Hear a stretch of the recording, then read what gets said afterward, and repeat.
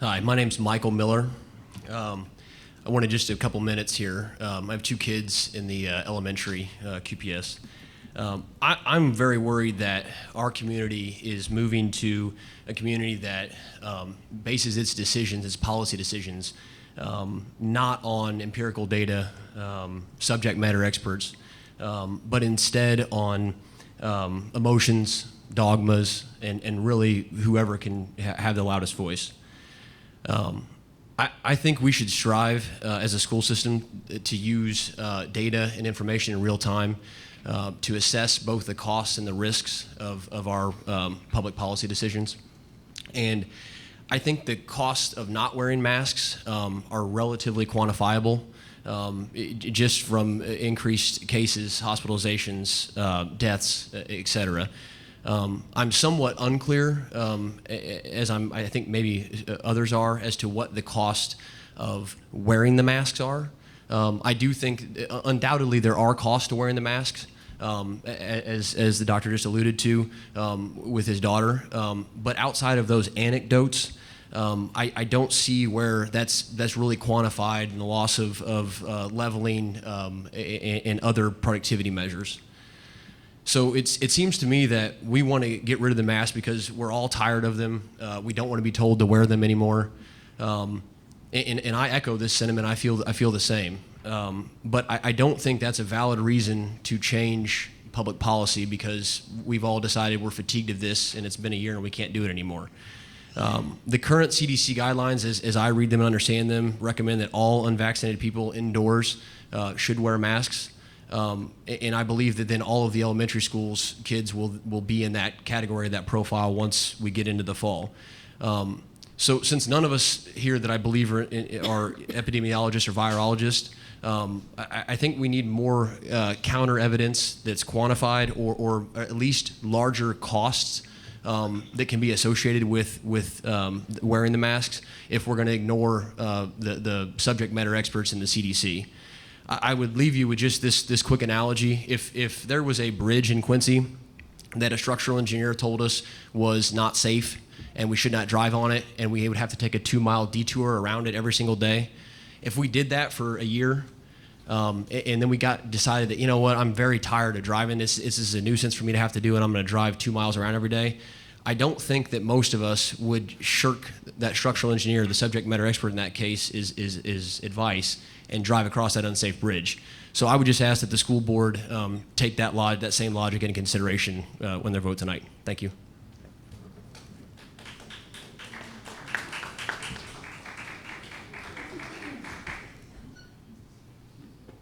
Any other comments from the? Hi. My name is Jodi Cook, and I have a daughter in junior high school.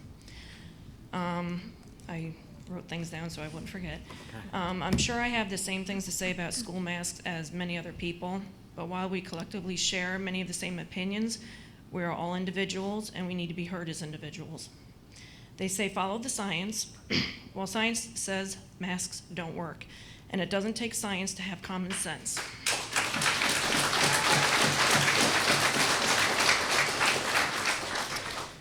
It is common sense to see masks are disgusting. I am a nurse, and seeing these kids wearing masks makes me sick. The amount of moisture and filth on them and the fact that many of kids don't wash their masks every day is completely unhealthy and will likely actually make them sicker with something else if not COVID. Masks are like a screen door. It may keep out the big things, but dust and microscopic organisms can still come in. And if it's wet, stuff will stick to it, including pathogens. Moist or wet masks can trap and harbor a variety of bacteria, mold, fungus, mildew, and viruses too, and all of them are small enough to go through masks as well.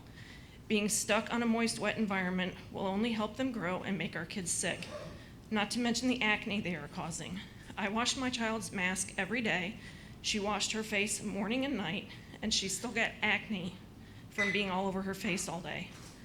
Kids touch their mask, drop them, pinch them, lick them, suck on them, chew on them, stick their tongue out on them, leaving whatever bacteria is from their mouth all over the inside of their mask, all over their face all day. It's gross.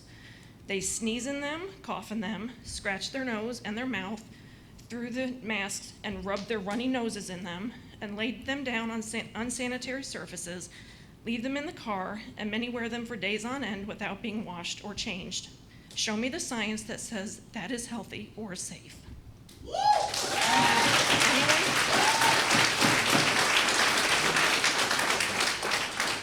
You cannot control thousands of students to wear them properly or to take care of them properly. Studies pre-COVID have proven they don't work. These scientific studies don't magically change because COVID came around. I did my research during the shutdown, and I had nothing but time to look all of this up. Studies have also proven the disgusting growth of diseases on masks. Most places in this town don't require masks with the exception of some medical facilities, and kids have been all over this town to stores, gathering together, in parks, daycares, summer camps, and it seems rather ludicrous to mask them while they're in school.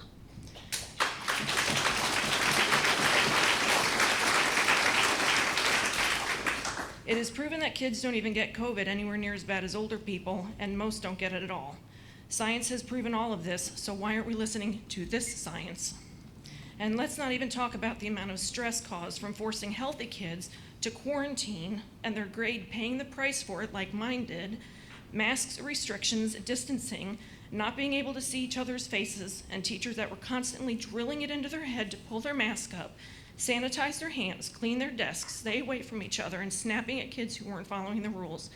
One went even so far as to give them multiple updates every week, how many COVID cases there were, how many deaths there were in Adams County, which was completely unnecessary and added more stress to an already stressful school year, which created a whole new set of problems. Like when my concern over that was voiced, the teacher ended up being snarky with my child and singling her out on a regular basis. And when that was reported, my child told she was misinterpreting things, which made her feel like she was being called a liar. The only solution offered was to move her halfway through the school year to a class where she didn't know anyone, which wouldn't solve the problem. It would only create more problems of her feeling like she was being punished for reporting what was happening in her class. She chose to stay in her class because she finally had friends and wasn't being bullied by other kids. But the entire 2021 school year completely stressed her out on several levels, and now she has anxiety where she used to have none. And all because of the obsessing over restrictions and kids constantly being harped on and snapped at, including about masks. And she's not the only child in this district who has experienced that this past school year. Their identity has been hidden under a mask long enough. They need to see each other's faces and each other's smiles. We were given facial expressions for a reason, to communicate. One teacher didn't know who my child was in public because she didn't have her mask on, and that's just sad. Our kids have been unselfish and have sacrificed for well over a year for other people and are needlessly suffering over these restrictions, and it needs to stop. Masks should be optional. We should not have to sacrifice our children's mental health so other people can feel safe. Our children's health is our problem, not yours. If people want to truly feel safe,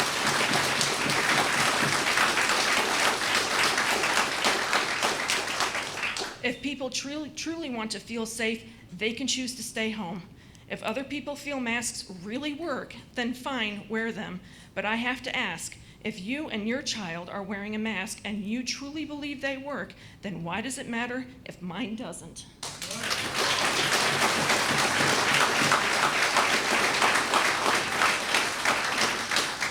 Keep our children unmasked.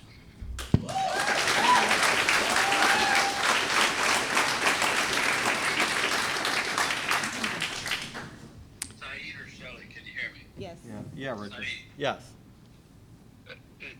I don't know where the phone's at, but if there's a podium, I'm having a little trouble. Okay, hearing hold on. this. Ronnie, hold on 1 second. Podium? Well, that's cool. Yeah. Maybe by the speaker, by the speaker where it's gonna come Yeah, out. just put it up on the podium. Put it on the podium. Oh, well, that'll, okay. Is that all right? Yeah. Yeah. They'll amplify his sound too, though, if he makes any sound, just saying. Tell him to Oh. mute himself. Then he can't complain anymore.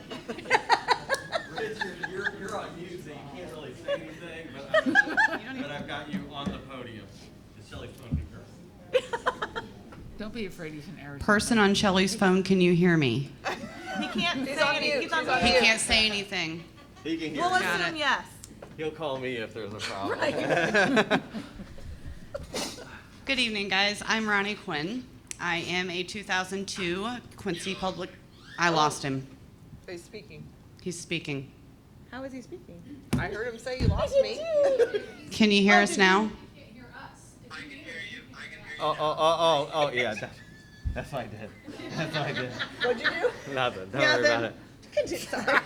He muted the wrong one. It's all good. Go Sorry, Ronnie. Sorry, Richard. All right, we're good Saeed now. muted you. I'm sorry. Yeah. I don't know. Okay, go. I am a 2002 Quincy Public School alumni.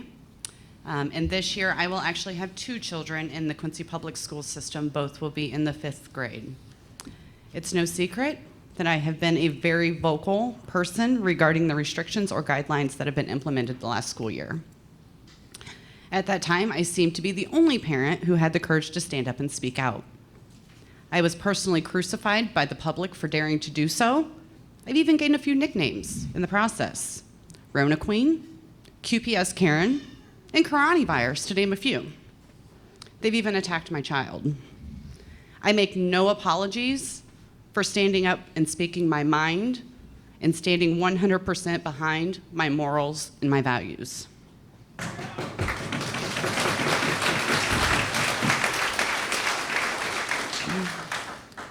While being frustrated last year that no one else seemed to come forward then, I am grateful for those who have the courage now. I knew it was only a matter of time, so here we are. We're approaching another school year, the second since COVID started. And it seems that everyone is in a horrible breakup with COVID, that they lack the ability to make sound personal choices, that they rely on the heavily regurgitated insanity that seems to play like a broken record on all media outlets, and they simply cannot let it go, no matter how many times they are told they are better off without it. All we keep hearing is the science this, the science that. But let's go there. What science is QPS using to make these choices? We've actually requested in an email from one of your board members to show us proof of this science.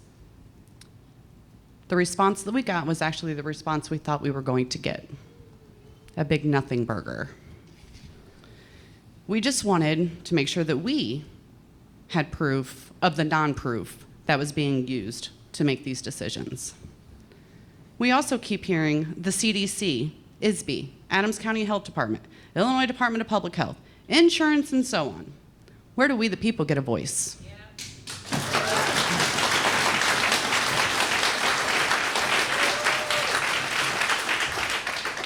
Have you, school board, forgotten the hierarchy of governance when it comes to local school districts?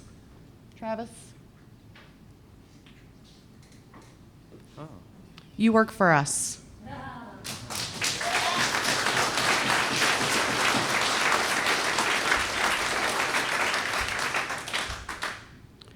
This board and many others across the state have forgotten that we, the people, elect you.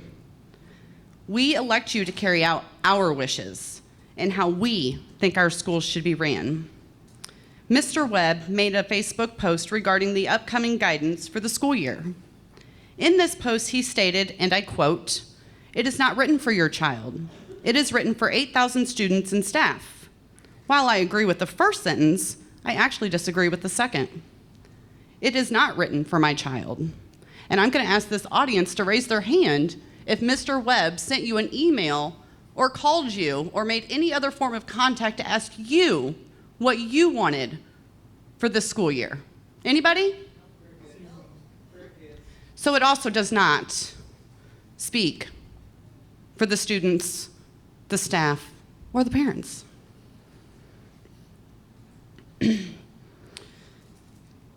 Sorry. It was written for you by your attorney in an attempt to appease ISB, the Adams County Health Department, the Illinois Department of Public Health, and any other unelected bureaucracy that you think you're at the mercy of.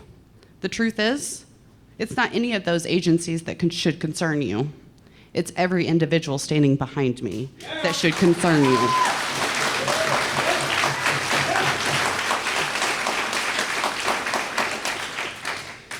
It's not the other way around, and I can assure you that we are tired of you not listening to us.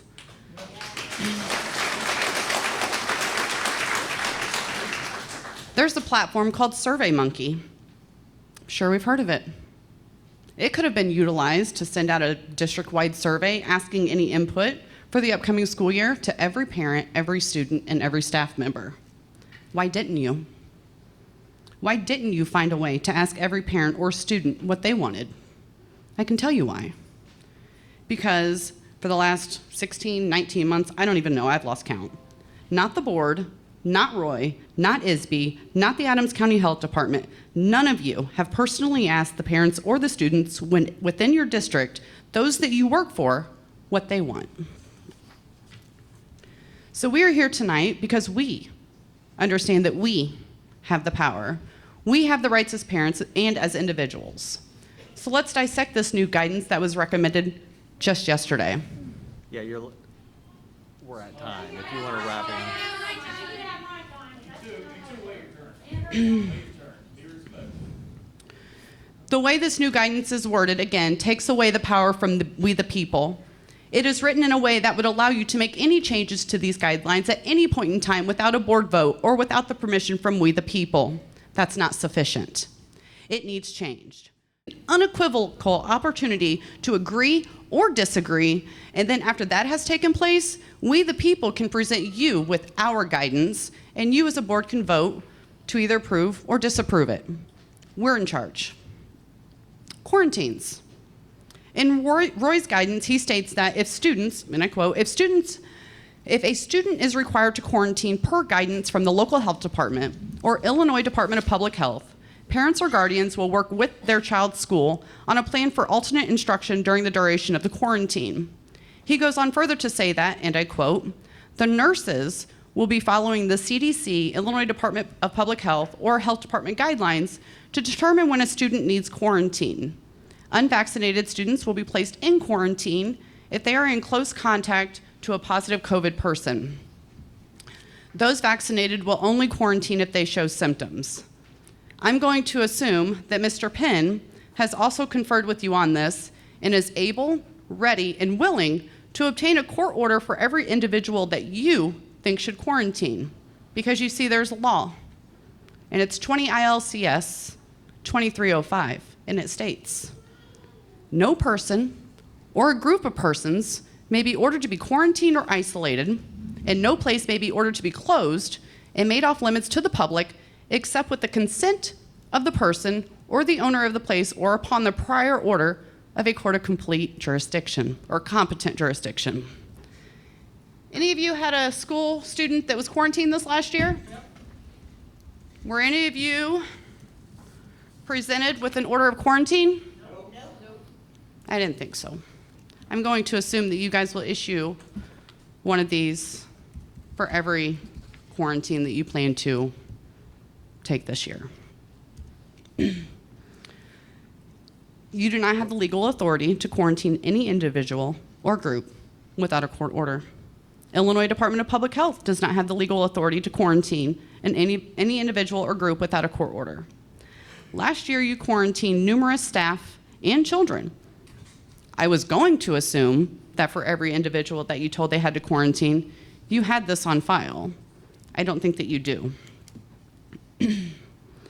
Additionally, per ISB, in the resolution that they passed, every individual has to be allowed in-person learning. Only when a person having been considered a close contact or is unvaccinated and a quarantine order has been obtained will they be considered for remote learning. So again, you've got to have a court order to quarantine those individuals in order for them to be eligible for remote learning. Hey, Ronnie, we're at about 9 minutes, just so you know. I'm almost done. I'll actually skip a little bit. So moving on, I'm going to skip a whole bunch because I'm being told I'm completely out of time, which is appropriate. But I just want to know. Let's I'm sorry? Richard could be talking to one of 100 different people probably. Yeah. Arizona. Go ahead, Ronnie. I don't think that was to you. Okay. That's ridiculous.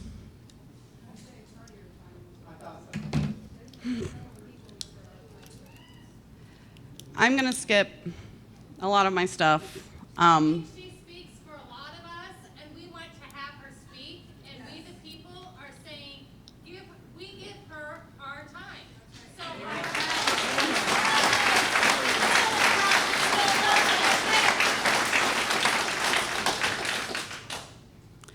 Last year, I chose to keep my daughter in remote learning due to the mask requirement. At the beginning of second quarter, we decided to try to put her back into in-person because that's what she wanted so badly. She wanted to see her friends in person. She wanted to see her teachers and the fellow staff that she has come to love over the course of the last 4 years being in that school. So we tried it. I masked her up, took her to school, and prayed everything would go as well. I returned to pick her up, anxious to hear all about her day. It was not a good day. In fact, she told me it was the worst day of her life. Crying, she stated that she was not allowed to sit next to her friends at lunch. She was not allowed to interact with any child outside of her own classroom. She hated the mask. And when they went to the library, they had to wear gloves just to touch a book. I was floored at the absurdity this district has resorted to. You may call it being safe and/or guidance or whatever you want to call it. I call it draconian.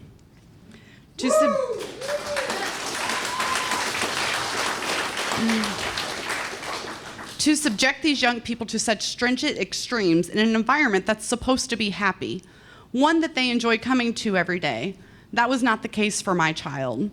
We decided that she was not going back to in-person until these restrictions were lifted. And you can preach to me all day long about how resilient our children are and how well they have adjusted to it. They've adjusted because they have been forced to. They didn't have a choice. And who knows how badly this may or may not affect them in the future.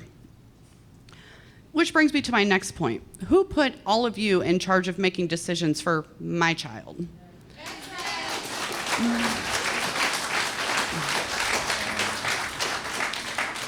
Who decided that I have no say-so as to what happens in this school year regarding my child? Who decided that you know my child better than me? And I will keep reminding you that you work for us.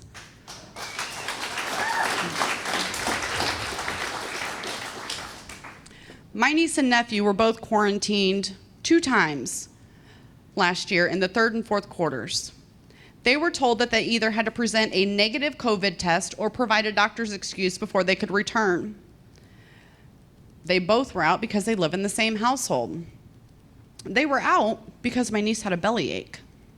So automatically they were told they had to go quarantine. She had to poop and was embarrassed to do so at school. But automatically 2 children out of school for 10 days. And then they had to turn around and pay well over $300 for a telehealth visit and a doctor's excuse just to come back. That happened twice. We shouldn't have to force our children to be tested or forced to have them seen by a doctor because you think you know better than the parents themselves. It should never be a this or a that or else. Who put you in charge to make these decisions for my child? Who decided that I have no say-so? This is a communist, Soviet-style process, and it ends today. yes, it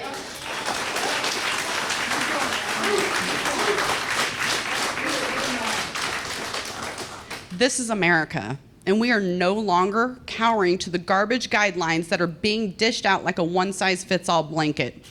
We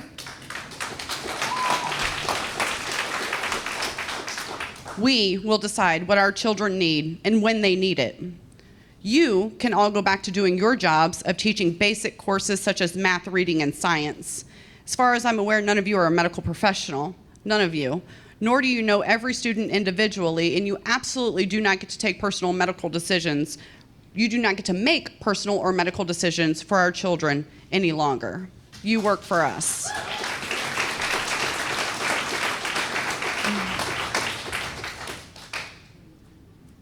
We have our guidelines. We want no mask. It can be optional. If you want to wear a mask, wear a mask. And even on buses. Because apparently now you can only catch COVID on a bus.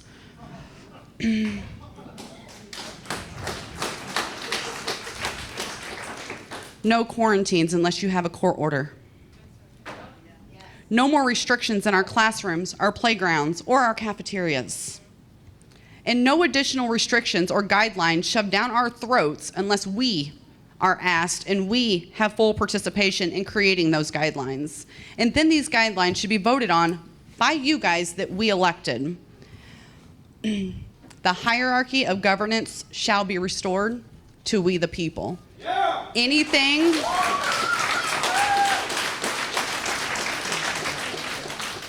Anything less than this is unacceptable because we are in charge and we will vote you out.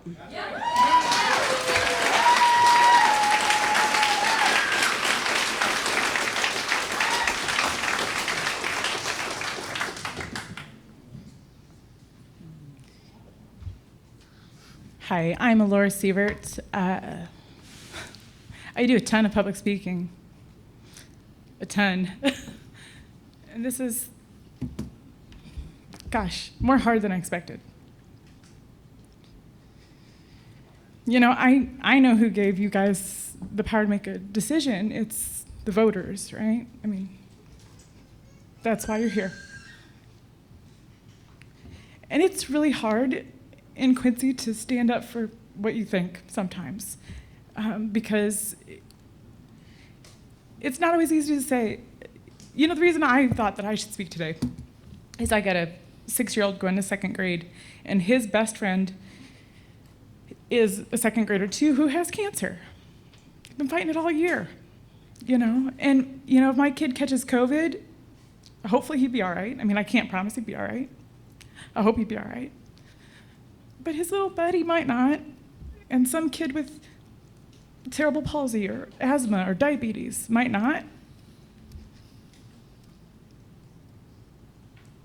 You know, we saw a good experiment this summer with some of the church camps and things that have had some outbreaks, and it's tragic anytime anybody catches COVID, but it must be awfully painful to have a 16-year-old in the hospital with a disease that's killed so many people and has lasting effects. And we saw it happen right here, right? We saw 400 people in a building and, 30% of them got it. And 4 of them ended up in the hospital. And I've been in the hospital overnight with my boys on different occasions, and there's nothing scarier. So while this might not be the most friendly room for this sentiment, my guys also can't get vaccinated yet.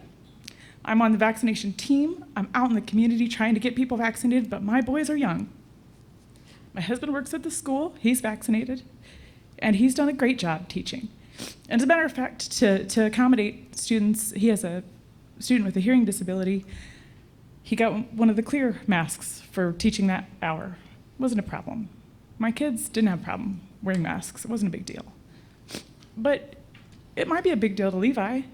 He might get this and it might be really, really bad.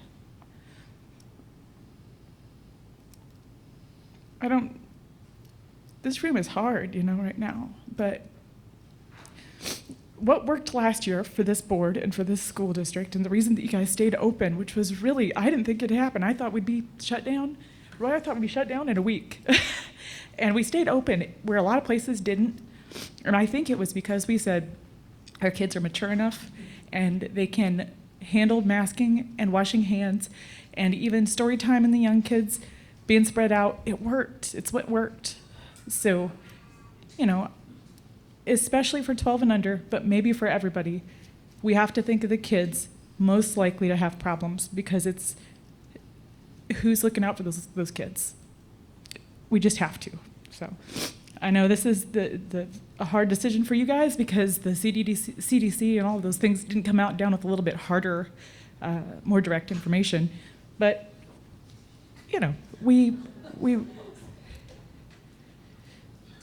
they could have come with a little more backing for the school districts, and I wish they had, but because they didn't, it's up to you guys to protect the kid with cancer. So.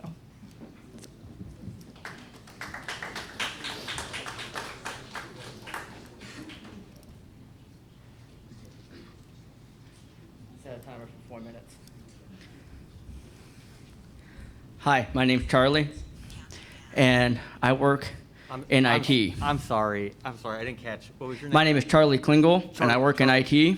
Got it? I'd like to consider myself somewhat of a professional at my job. One of the things about my job is that people come to me to trust me to make their things work properly, so that they can teach these kids, so that they can get a proper education every day that they come to school and go home for remote learning. I am a piece of the social structure. I maintain a sense of social responsibility. The one thing I did last year to ensure the safety of everyone that I encountered was wash my hands, sanitized, and wore a mask. Why? Because I wanted to make sure that if I touched one computer at the high school, I didn't take it to Lincoln Douglas and infect another kid. I did not want to be a part of the problem. I wanted to be a part of the solution. We have that chance right now to change things for the better. We can be the solution that everyone so desperately needs right now. We can maintain social responsibility and social integrity. I understand that people want the right to a choice, but I have the right to a safe working environment, a right to come to my job and not be afraid that I'm going to get sick and possibly die of a lethal, contagious virus. There's another strain out there that the vaccine does not 100% save us from. That's been shown. I have issues with the fact that we're making it highly recommended instead of required. I feel like that if you are unvaccinated, that is a choice you made, that is a freedom you have, but as a part of that, the trade-off is you wear a mask. That's it.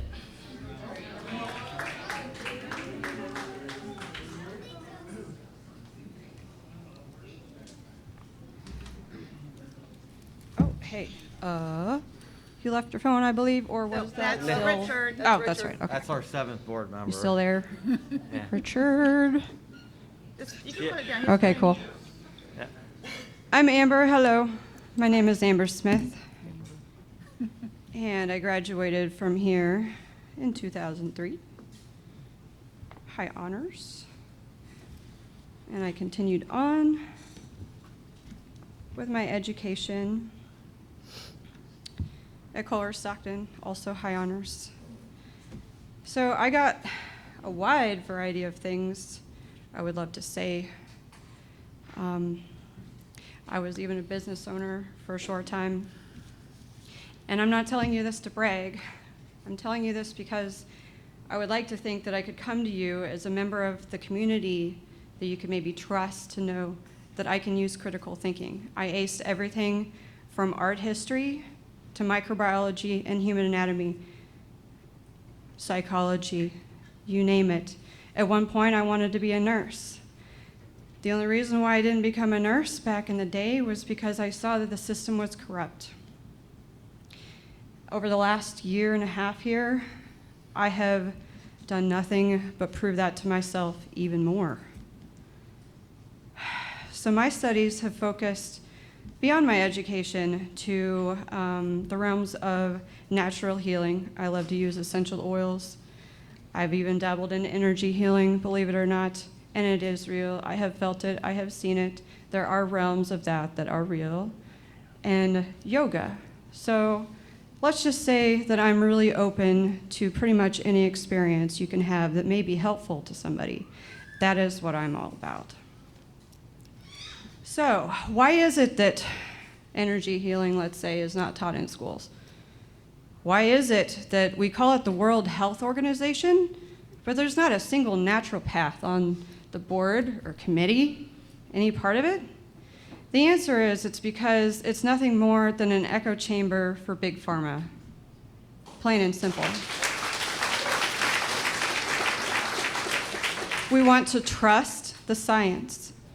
It's more like dogma, if you ask me. And over the last year and a half, I don't think there's anybody else in this room who would dare say that I has studied vaccine injury and inefficacy from previous vaccines as much as I have. And I myself am actually vaccine damaged, so I will speak for that issue. big time. I got meningitis from the HPV vaccine and almost died.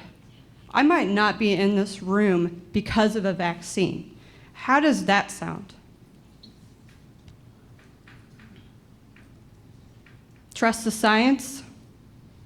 How about Pfizer getting sued for $2.3 billion? Why? Fraud. Manipulation of statistics.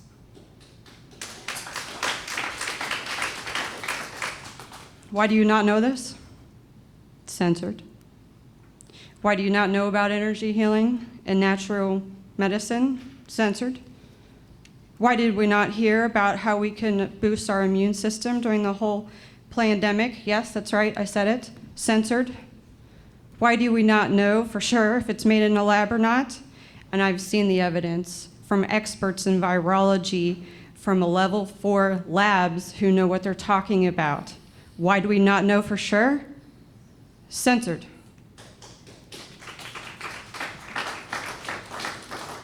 I have a mountain of evidence that could prove that masks are bad for you, that masks are ineffective, but I don't want to spend my precious 5 minutes regurgitating something that you should have already learned for yourselves. And I am sorry to say that, but it was a long, hard road for me to come to that place too, because I am actually immune compromised myself because of the vaccine, because I've been sick as shit since I've got that vaccine years ago. I get everything that comes along. So I was scared as anybody else when this started. But you know what?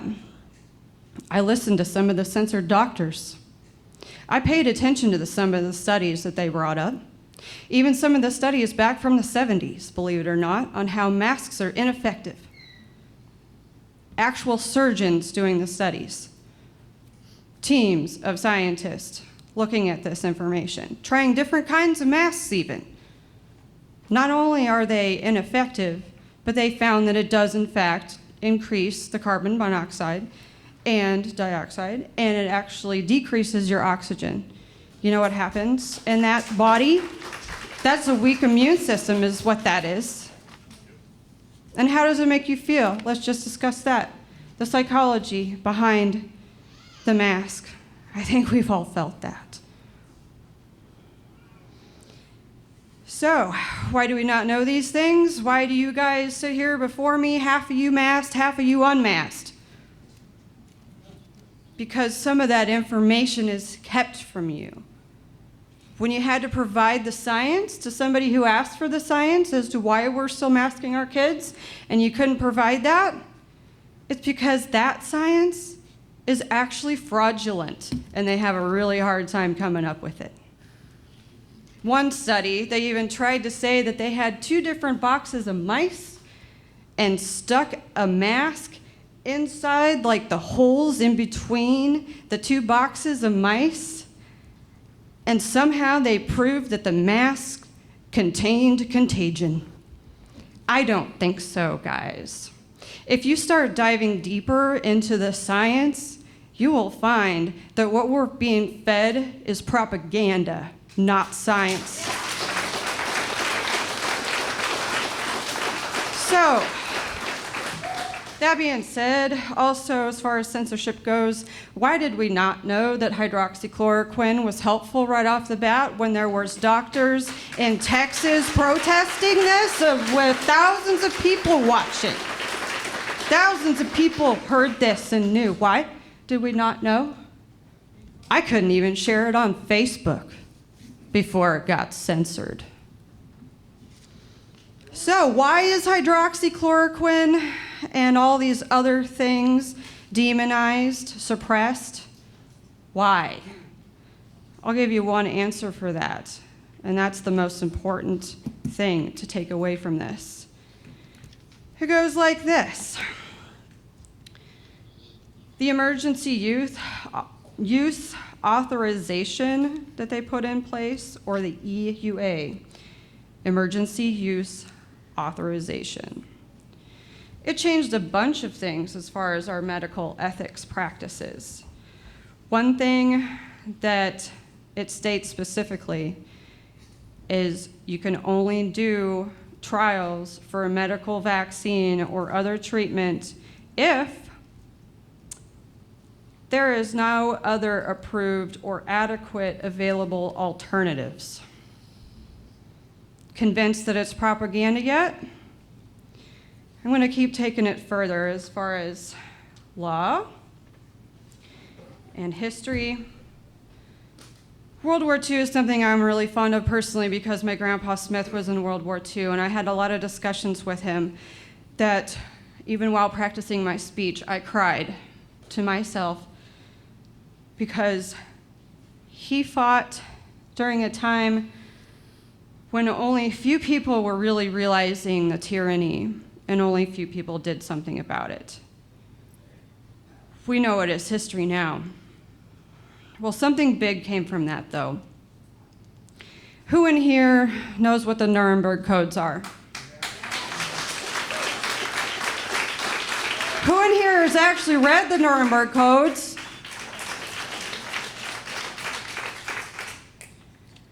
This is a big one, guys. This is not just something that happened in history. This is something that is supposed to be upheld by every medical professional today. This is law. It's got 10 points that are major. I'm going to only focus on one. The voluntary consent and the human subject is absolutely essential. This means that the person involved should have legal capacity to give consent. So anybody under the age of 18, right here, that states it's illegal to have anybody under legal consenting age to do a medical experiment. This person should also be so situated as to be able to exercise free power of choice without intervention of any element of force, fraud, deceit, duress, or overreaching. Who else here feels like that's what exactly lockdown was about? Overreach, duress. Definitely sounds like lockdown. Element of force, yes. And let's talk about fraud. I mentioned the deal with Pfizer already, right? Well, I believe it's Moderna. They've never made a vaccine before, ever. And let's get one thing perfectly clear. They're not vaccines. We have to define them as such. So even calling them vaccines is fraud. There's actually lawyers that have been going after this for months. I'm not blowing smoke. There's cases that are active because fraudulent advertising is being done. If you look at how vaccines in the past have worked, this is new science. This is new ingredients. It's new everything. And speaking of censorship, did you ever hear that in the first coronavirus experiments with the mRNA technology, all of the animals died once they encountered the virus? Who knows this? This is why they didn't continue with human trials. I'm dead serious. That is why they stopped. And the research that was done with that is combined with the research that was done on the coronavirus to make it more virulent, to make it more transmissible to humans. It's a coronavirus that's been taken from bats, combined with parts of the HIV virus and parts of malaria. Microbiologists and virologists have proven this, genetically proven this. Why do we not know this indefinitively? It's censored. I've screen recorded people talking in courts. I've screen recorded rooms like this, people bringing evidence, people showing evidence on their screen and flipping it so that you can see it. I've seen graphs, I've seen data. I could give you all the information you need to change every mind in this room if you still follow these draconian rules. So, that's only one aspect of fraud. Another being the test.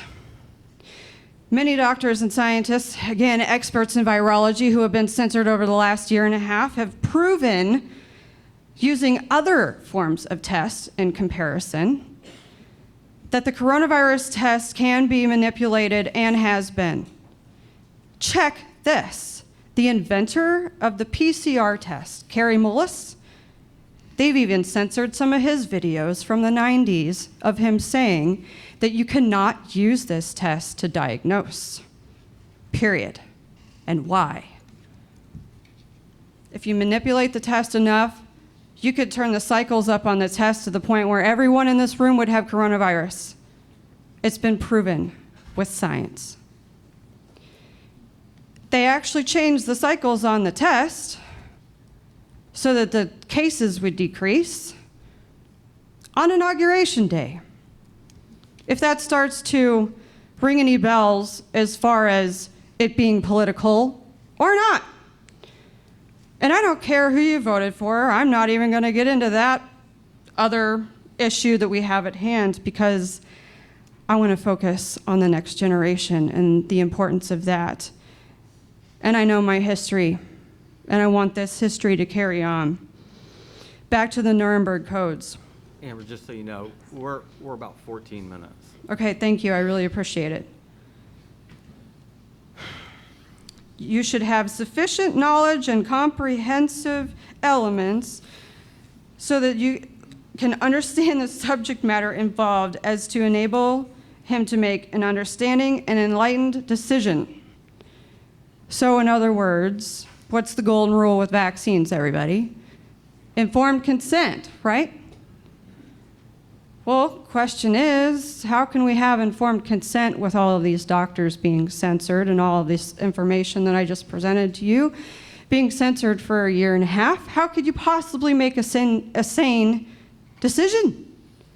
Or what about this? Facebook actually colluding with the government. They came right out and said it recently. The Secretary of State said, we're working with Facebook to silence disinformation that has to do with the vaccine. I've lived that over the last year and a half. I can vouch for that one. I shared some of the information from a doctor who was in Ireland, standing right in front of the Irish version of the CDC, saying they have never isolated the virus. Here's the proof. It's right up there with trying to ask somebody what the science is behind the masks. They come up with nothing. We get these stories that they've isolated it, this and that and the other thing. But when the real experts look at it, they have not done it properly. They have not actually isolated it. So back to the fraud, right? It's impossible to know and to make a good decision. So informed consent goes clear back to the Nuremberg codes. It's as if these codes were written for this very situation. Thank you. Thank you. Hi, my name is Jennifer Bach Nelson. Thank you, board members who took the time to read my email. I talked about my son was diagnosed with type 1 diabetes this year. Completely healthy kid out of nowhere. No genetic history. The best they can tell is that a virus triggered it. He had the antibodies. It would have been triggered at some point in his life. It just happened to be this year. So I know how hard it is to spend the night with your kid in the ICU, watching his levels try to get back to normal. He's also at a higher risk now if he were to get COVID or any other virus. Thankfully, both my sons are in high school this year and are vaccinated, so I do feel like they have a level of protection. So I won't get up here and talk about viruses or the different variants or what Greek alphabet number we're on now. What I want to talk about is a book that meant a lot to me as a former college educator. It's by Tom Nichols, and it's called The Death of Expertise. And what we see happening is this sentiment that experts are wrong. Experts have gone into these fields and they don't know what they're talking about. And somehow by looking at the data, I, as a person not in the field, know just as much as they do. And it's sad. I look at my high schoolers who are both going into math and science fields, and I wonder what we're teaching them if instead of looking and listening to experts, we look to populist movements, at whose voice is the loudest, at who declares, I have my rights, I will be heard, rather than demonstrating to our students that we do listen to experts. We look at the data. We look at the information coming down from different organizational bodies. We listen to the attorney that our county has hired. We don't go to Facebook to get legal advice. We don't go to Facebook and YouTube to get medical advice.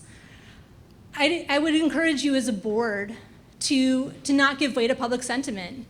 And it is the popular way. It's the majority here in Quincy. You're going to get lambasted. Your name is going to be put on Facebook. You're going to join our public health administrator and be called names. But at a certain point, we need to demonstrate to QPS students that it's not about what is popular.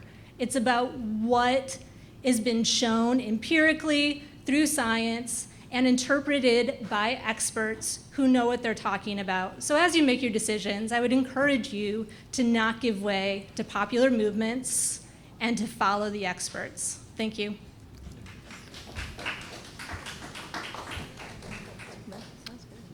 Tori? My name is Tori Kaufman. I'm a single dad, have custody of my daughter. She'll be in Quincy Junior High this year. I've been an avid anti-masker. I told Saeed I'd make no qualms about that. I got some stuff I want to say to you guys as a parent and somebody who is part of this community. I'm not going to go over my 5 minutes. So, of the 16 full months since COVID began, it's been roughly 14 of those months that we know children are not good transmitters of COVID. They rarely get seriously ill from it, and the flu is basically worse for them. Official death numbers last year showed twice as many kids died from the flu as opposed to COVID. More children died from suicide last year than COVID. Those are the numbers.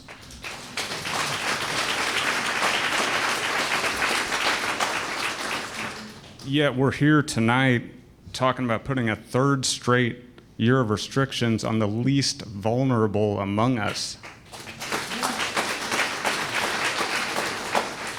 I mean, literally, the kids in school is the safest place to be on this planet right now.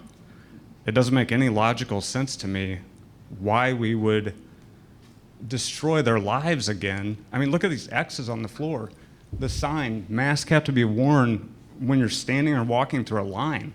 I mean, it's like we're in Moscow in the 80s.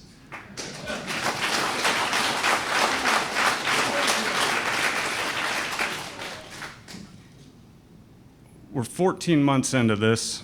We know it's rarely more than a mild cold for almost all kids. We know exactly who has issues with COVID and who doesn't. Older or obese people, or if you have a pre-existing condition. I had pericarditis 10 years ago when I lived in Colorado. I have a pre-existing condition. I'm not gonna live my life in fear because I could get the flu and that could trigger that.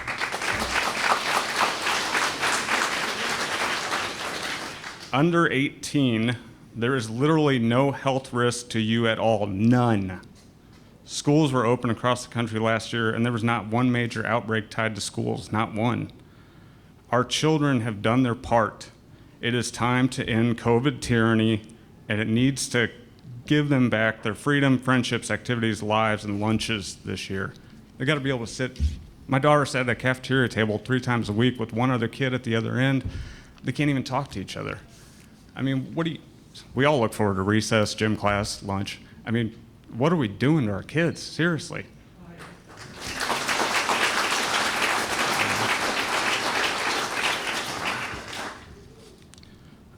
COVID restrictions, not COVID, have taken a devastating toll on our kids' happiness and their emotional growth. And we don't need a 6-figure study or an attorney to figure that out. You merely have to be mildly observant. I appreciate Mr. Webb. He always probably gets more emails in this town than anybody, and he always responds. So I do appreciate it, even though I don't always agree with you. So thank you for that.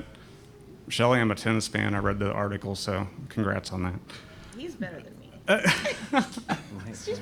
Oh, I'm not going to play either of you. But I do have a problem, Mr. Webb, that I understand you're saying we have to do what's best for 8,000 students, but I disagree. We're doing what makes unelected bureaucrats feel better about themselves, is what we're doing.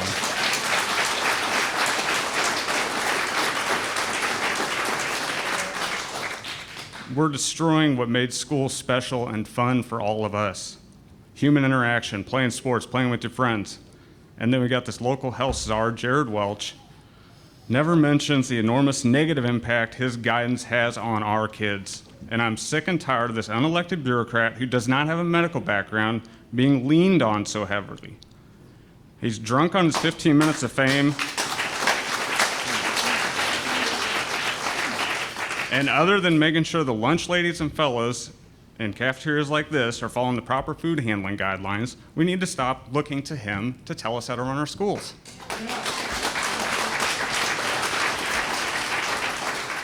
Mr. Webb knows how to run the schools. Saeed and the board know how to make decisions. We know how to make decisions for our children and what is an acceptable risk. And if the flu kills 2 times as many kids as COVID, well, hell, why are we doing all this? I mean, seriously, it makes no logical sense whatsoever. And I mean, we've been clamoring, all of us, all summer, Mr. Webb included, for local control, and that's exactly what we got, thankfully. Finally, there's no threats of funding or retaliation. It's up to you guys to do the right thing. We can no longer take inaction and blame it on some distant official in Chicago or Springfield. It's up to you guys to do the right thing.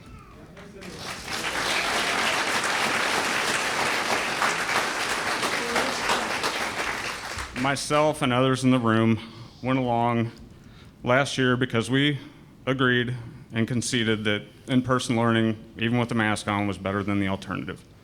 And it was better. You made the right decision. Thank you. But we're not going to go along with another year of insane restrictions or some wishy-washy compromise that they can wear them in, don't have to wear them in the classroom, but on the bus or an assembly. I mean, come on. If you're in a class, we're all sitting here. Half of you guys don't have masks. I mean, why? I mean, there's no science whatsoever behind any restrictions this year, even less common sense. Enough is enough. Parents know what's best for their kids. If you want to wear a mask, wear a mask. If you don't want to, don't. Inserting another year of restrictions it's either ignorant of the real science or it's a willingness to impose COVID tyranny over people who never want this thing to end. Almost done. Senator and Dr. Rand Paul recently said, in our free country, people will evaluate their personal risk factors and are smart enough to ultimately make medical decisions like wearing a mask. You guys are the decision makers. I hope you do the right thing. I know we're probably not going to get no restrictions, but that's what you should do. And I will just say that if we can't bring ourselves to do the right thing now, when are we going to do the right thing? And there will be more people on the ballot next time if we can't do it now.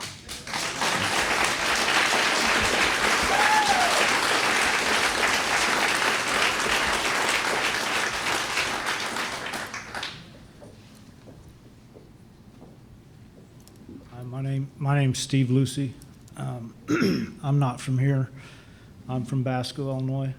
A couple things I just have a slight problem with is the one guy was talking about the bridge. We have a choice whether to drive on that bridge or not. We have a choice. That's a risk. I take a risk every day. I'm taking a risk right now because I'm wiping my hands all over this podium where a nice young lady was up here emotionally with her mask, wiping it all over this thing. So, I mean, that's something that we all do. And that is a problem with masks in school. And I know you guys know that. I want to talk more about a couple things, more the growth of our children and our freedoms. There's a saying up by me, it says the weeds are high where corn don't grow. And our kids are like that corn. They're not growing right now. We've had them for a year separated from each other. We've had them with masks on. They haven't been able to see their teachers' faces. They haven't been able to see their friends' faces. And their growth and emotional growth, educational growth has been stunted because of that. And I don't want to see that happen again to our youth, because if the weeds grow up of mental illness and lack of cognitive function and they can't learn reading as fast, you know, if you're not on grade level reading by age second grade, that it's almost statistically impossible to get back to grade level reading by the time you're a senior in high school. They know that. My wife's a reading specialist. That stuff is proven. So our youth, if we don't let them grow, then that is our future, and they won't sit here on a board to make decisions and have the cognitive function that you guys have if we continue to suppress them. And I think that's the biggest concern I see. As far as your community goes, there's obviously a lot of opinions, and I'm not going to try to sway that. That's life. That's part of it. And I know that Saeed knows that. He's dealt with it a lot. I would just say that choice is something that we all have to do every day. We all have to make a choice in our life every day. When I work at home, I make a choice sometimes of what's going to be risky or what's not. You guys do that too when you drive through town. If you're in a hurry or something, you go over the speed limit. You make that choice. And I know you've sat down and wrote a policy out. Mr. Webb's done a nice job. I read it. It follows the guidelines. I'm here to tell you from a person that's seen other school districts do different things that you can go further with that if you want to. Warsaw did that in June. They did not have any issues with that. They still have not had any issues with that. In fact, the superintendent and the lawyer and the school board president have all contacted me and said that they are on solid ground with that. So I think some people might have emailed you that information. Liberty did it the other night. The lawyer knows that.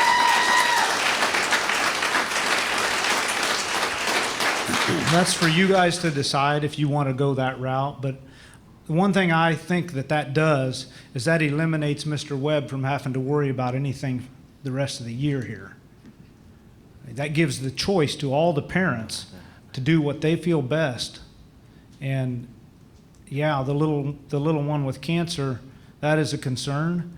I would be concerned, again, opinions, I would be concerned on the other side if I was around that child and another child had a mask on that might have had COVID, then he's spewing COVID out through the mask and nebulizing the particles even further, possibly making it worse. So, I mean, there's both sides of the fence. If you leave it up to parents' choice, you take all the liability away from you. If you don't do that,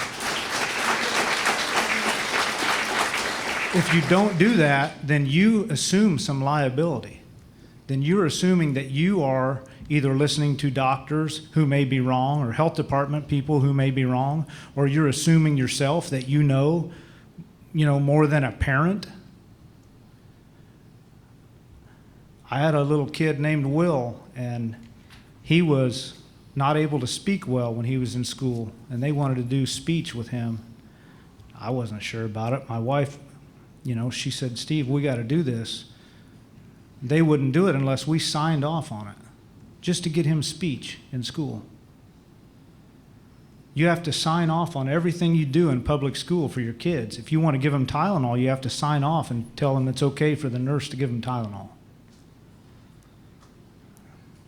That kid Will, he went on and did pretty good in life, and he wouldn't have if we hadn't made that choice. But that was our choice to make as parents.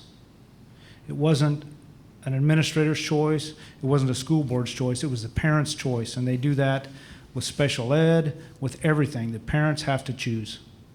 So I guess I would just reiterate the fact that if we let our parents choose how they want their kids to grow, then we won't be overcome with weeds.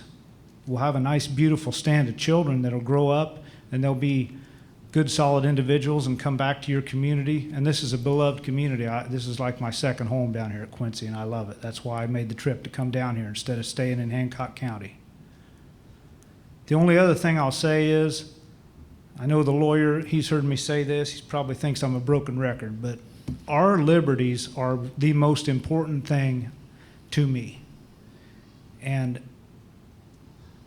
that starts with our children's rights.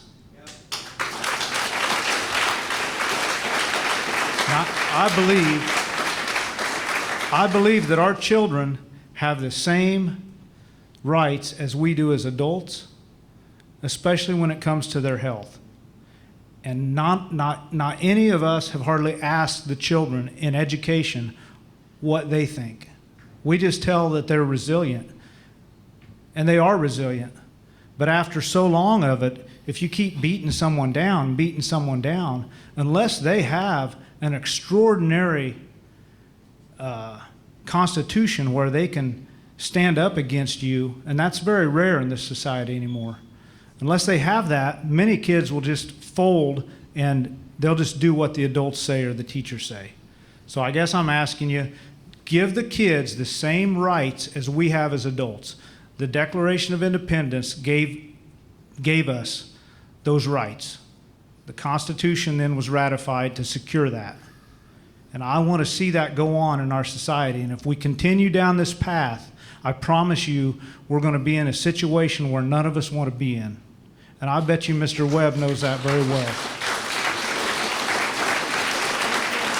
So just give that thought as you move through tonight. And if you wish not to bring forth a different resolution that someone have maybe presented to you, and you follow Mr. Webb's advice, I understand that, I respect that.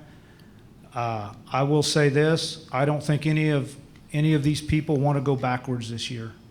And I know you guys don't either. We have some catching up to do with our kids and education, and I hope you guys at Quincy do that too. Thank you.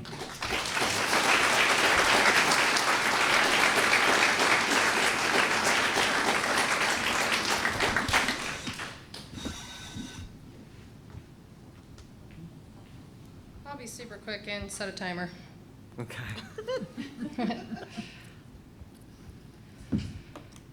All right. My name is Jennifer Wiemelt. I have 3 kids in the district, 7 total. I have 3 in college and 1 in a private school. I've been before you guys before. I was a little more nervous back then. Maybe I will be tonight too. But I have a couple of points to make. Governments were instituted to secure our rights, and our rights are to life, liberty, and the pursuit of happiness. We don't have a right to safety, except if we pursue that ourselves, right? And that's what all we're asking for tonight. We want the right, since we hold the liability for our children. When our children get sick, we take them to the doctor. When they need vaccinated, we vaccinate them. We do the research. We buckle them into a car. We make sure that they are safe, and we're asking for that right back, okay? There's a lot of guidance that can be given to us. Of course, if we want, wrong phone. That's mine.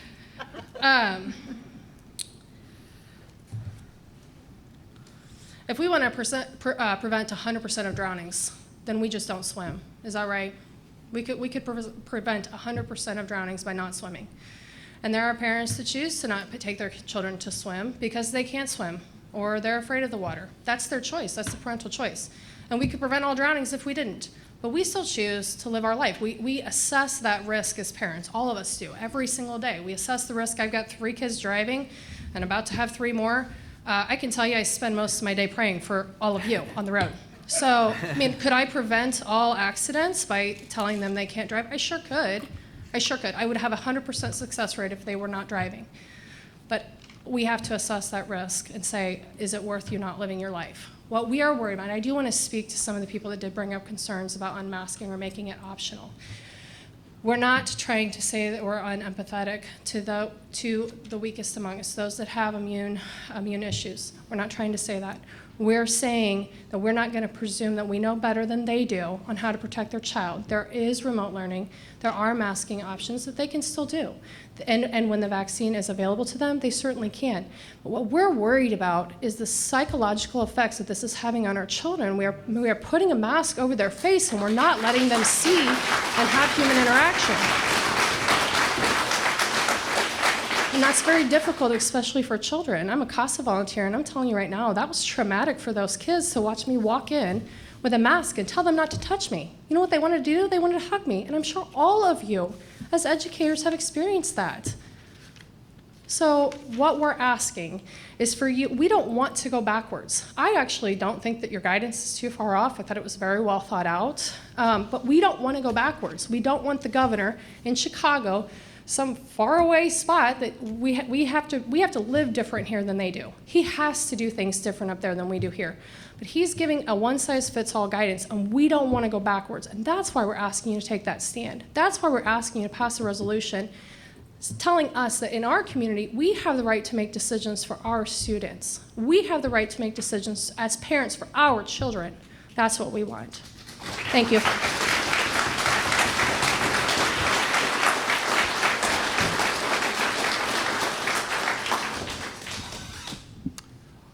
Thank you, everyone. Are there any other comments from the public?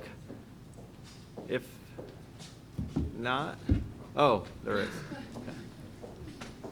Not what I was planning on doing tonight at all. I'm Michelle McMillan. I'm from Liberty, so I don't speak for Quincy because my kids don't go here. I was supposed to be in St. Louis right now. I was canceled because of my choice of to get vaccinated or not. So the event I was supposed to be at tonight canceled me. And I felt like that was God telling me, you need to go to Quincy.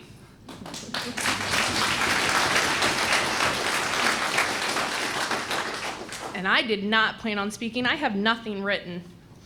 But Mr. Penn met with me Monday night in Liberty, and I asked our school board Monday, show me the law that requires masks and show me the law that requires quarantines.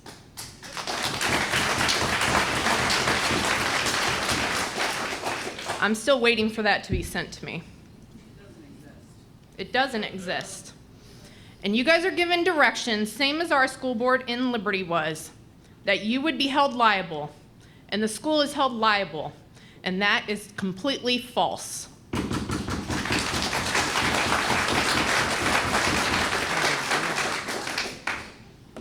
In the dead of night, JCAR tried to take that away from you guys.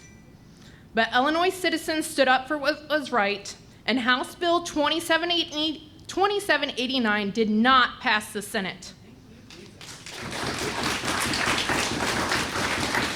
By Illinois state law and the Constitution of the United States, you have local control. You always have had local control. We don't need IDPH, ISB coming to tell us how you guys should be living in Quincy, Illinois. Your constituents are speaking. You guys need to listen. Stop letting this state bully you. I gave up 23 years in a marriage to a man that served in the military. We went through several deployments. My kids lost years with their dad.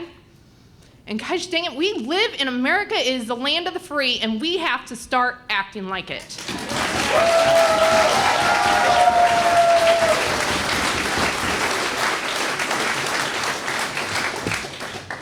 You know, in Liberty, we have 2 families, and we're a small community. We had about 300 show up in our gym on Monday night. But we have a small community, and when a child is fighting cancer, we all know it. And we all rally around them.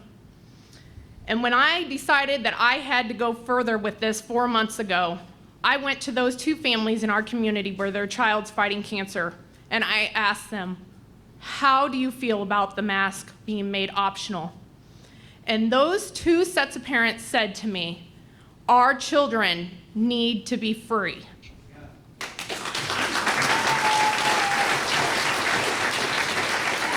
They have the choice to mask their child that is at risk. The crazy thing is they chose not to mask their other children. Their other children were playing ball with us this summer out in the field without a mask. What they are asking for tonight is their choice. We are free to choose what we do with our children.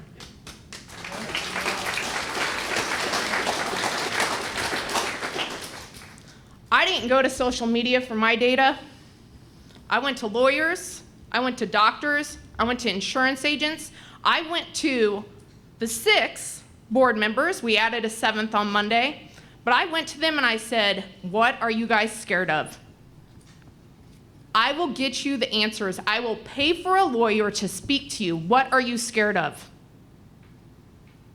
They were given direction by our school attorney, but I am so thankful that our board stood up for our kids on Monday night.